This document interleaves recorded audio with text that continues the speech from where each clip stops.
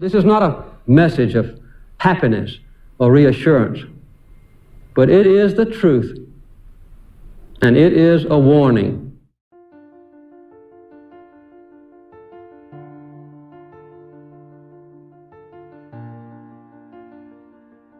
I want to talk to you right now about a fundamental threat to American democracy. The threat is nearly invisible. It is a crisis that strikes at the very heart and soul and spirit of our national will. It is a crisis of confidence. We can see this crisis in the growing doubt about the meaning of our own lives and in the loss of a unity of purpose for our nation. Too many of us now tend to worship self-indulgence and consumption.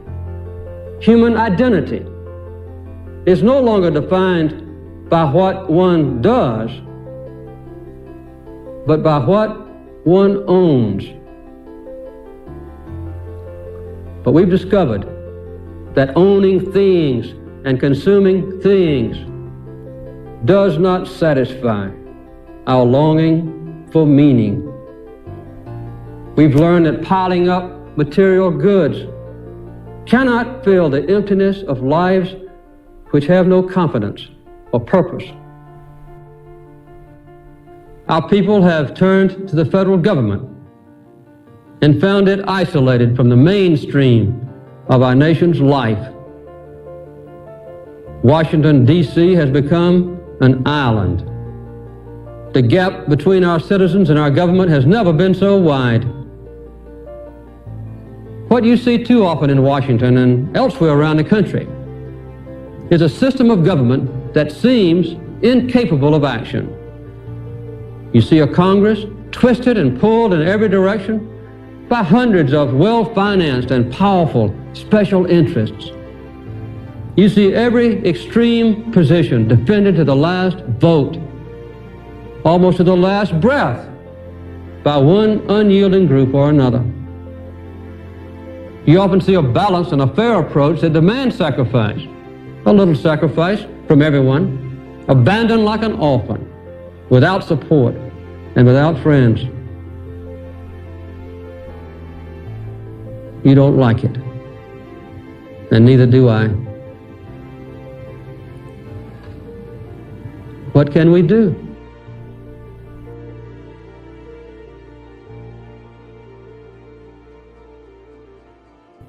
First of all, we must face the truth.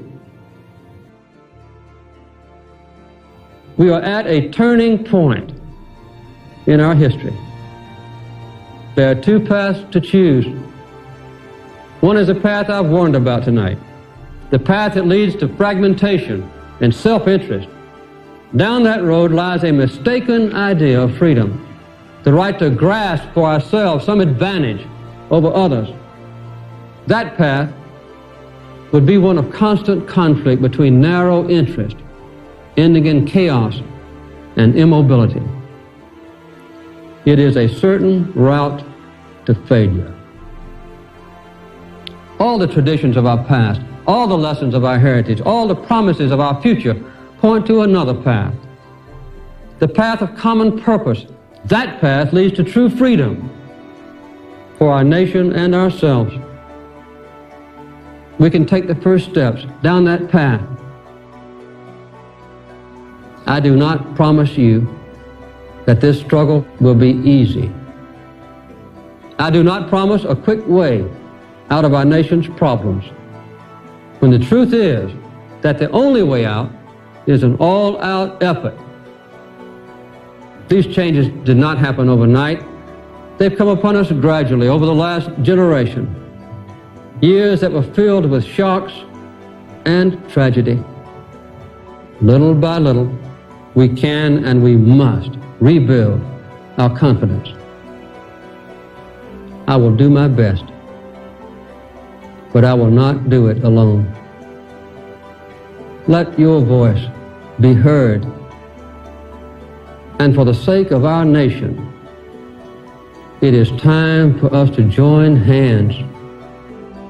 Let us commit ourselves together to a rebirth of the American spirit. Working together, we cannot fail. Thank you and good night.